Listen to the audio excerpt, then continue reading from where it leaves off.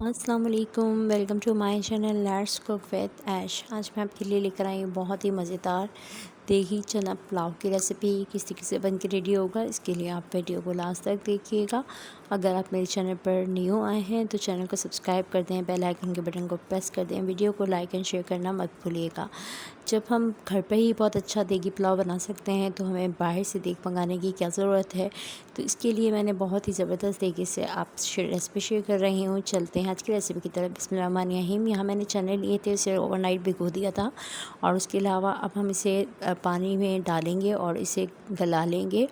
और इसके अंदर मैं कुछ नहीं डाल रही, सिर्फ चनों को गलाऊंगी और उसके बाद फिर नेक्स्ट क्या करना है आपके साथ शेयर करती जाती हूँ। यहाँ पर मैंने एक कढ़ाई ली है, इसके अंदर मैंने ऑयल डाल दिया है। यहाँ पर मैंने जो है 1 कप ऑयल लिया है, वो इसमें डाल दिया है। और उसके अलावा अब हम इसके अंदर क्या डालने जा रहे हैं, अब साबित गरम मसाले ऐड कर रहे हैं, जिसमें बादियान के 2 फूल लिए हैं और बड़ी इलायची ली है, उसके साथ काली मिर्च ली है। और यहाँ पे मैंने लिया है 1 टेबल स्पून साबित ज़ीरा, वो इसमें ऐड कर दिया ऑयल के अंदर।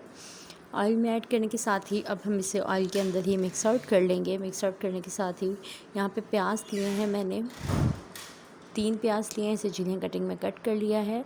दरमियाने साइज़ के प्याज थे वो इसमें डाल दिए हैं और इसको अच्छी तरीके से मैं मिक्सर कर रही हूँ। और अब हम इसे ब्राउन होने के लिए ढक देंगे कि जैसे ही इसका कलर चेंज होने लगेगा तो नेक्स्ट क्या करना है वो मैं आपके साथ शेयर करती जाऊँगी। अब जैसे ही इसका कलर चेंज हो जाएगा, ब्राउन लाइट ब्राउन सा करना है, तो फिर हम इसमें क्या ऐड कर रहे हैं। अब यहाँ पे इसका कलर ऐसे से चेंज होता जा रहा है। यहाँ ये लाइट ब्राउन हो गया तो इसमें 1 टेबल स्पून अदरक और 1 टेबल स्पून लहसुन डाल दिया है।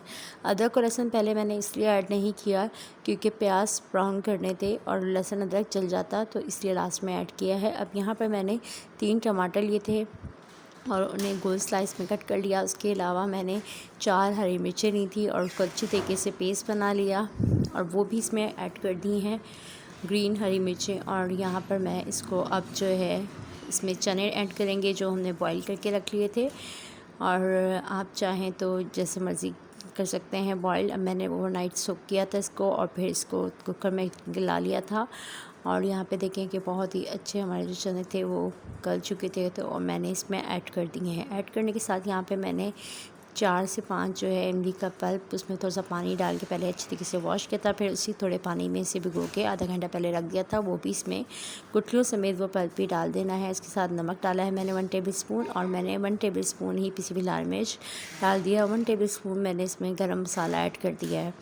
और यहाँ पे मैं हल्की सी, यहाँ आप कह लें कि हाफ़ टी स्पून से भी कम जो है मैंने इसमें हल्दी ऐड की है। ये आपकी चॉइस पर है कि आप ऐड करना चाहते हैं या नहीं, मैंने इसमें ऐड की है।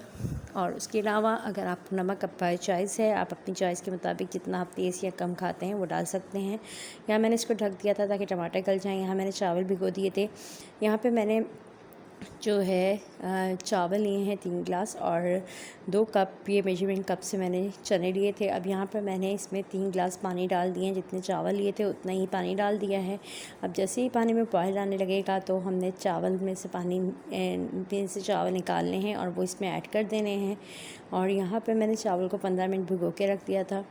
और अब ये जैसे ही पानी इसका थोड़ा सा खुश्क हो जाएगा, यहाँ देखें कि पानी खुश्क हो गया है, तो अब हम इसमें क्या ऐड करने जा रहे हैं। ये सीक्रेट इंग्रेडिएंट्स हैं जो बहुत ही अच्छा पुलाव बना के रेडी होता है। अब यहाँ पर मैं इसके अंदर जो है 1 टेबल स्पून सिरका ऐड करूँगी इस स्टेज पर आके, जिसमें पानी बहुत कम रह गया है। इससे चावल आपके बहुत ही लंबे बन के रेडी होंगे। अब यहाँ पर मैंने 1 टेबल स्पून सिरका डाल के अगेन इसको ढक लिया है कि थोड़ा सा पानी में जो है रह गया है वो भी खुश्क हो जाए। और उसके बाद मैं नेक्स्ट क्या ऐड कर रही हूँ और क्या चीज़ किस वक्त ऐड कर रही हूँ वो ज़रूर देख लीजिएगा। और यहाँ पर अब ये देखें कि बिल्कुल ही चावलों का पानी ड्राई हो गया है, अब दम की स्टेज पर आ गए हैं चावल। तो अब हम इसमें क्या ऐड करने जा रहे हैं। अब मैं यहाँ पे इसमें इस वक्त दही ऐड कर रही हूँ। अब मैंने यहाँ पे जो है 1 कप तकरीबन जो है दही ऐड किया है और उसके साथ ही हरी मिर्च डाल दी। और देखिए मैं आपके सामने ही इसको मिक्स आउट कर रही हूँ। अब हम इसको थोड़ी देर रखेंगे और उसके बाद 2 से 3 मिनट रखा है। और फिर उसके बाद अब हम जो है इसको तवे पर दम लगाएंगे। और यहाँ पे तवा मैं फ्लेम तवा रख दिया है और मैं इसको अब दम लगाने जा रही हूँ। और इसके ऊपर हम जो है कोई भी दस्तरखान या कोई भी चीज़, ऐसी कपड़ा जो आप जिससे आप दम लगाना चाहें, उससे मैंने यहाँ दम लगा लिया है। 10 मिनट के बाद हम इसका दम ओपन कर लेंगे।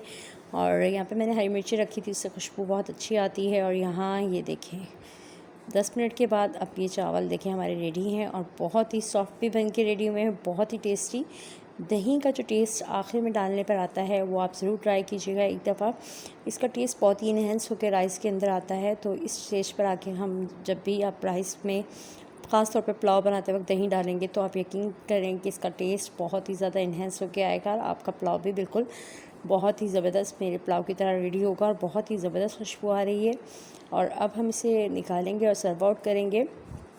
जब आप यहाँ इसी तरीके से इस रेसिपी से पुलाव बनाएंगे तो आप यकीन करें कि आप देख कर पुलाव को भूल जाएंगे। बहुत ही मज़ेदार पुलाव हमारा रेडी हो चुका है और बहुत ही ज़बरदस्त खुशबू आ रही है और अभी से ही बहुत ज़बरदस्त। इसी तरीके से आप ज़रूर ट्राई कीजिएगा। अब यहाँ मैं इसे सर्व आउट करूँगी और आपके सामने पेश करूँगी।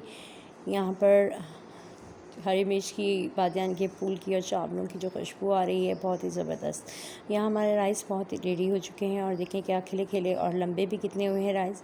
और इस रेसिपी से आप ज़रूर इस पुलाव को बनाइएगा, दुआओं में याद रखिएगा। अल्लाह हाफ़िज़।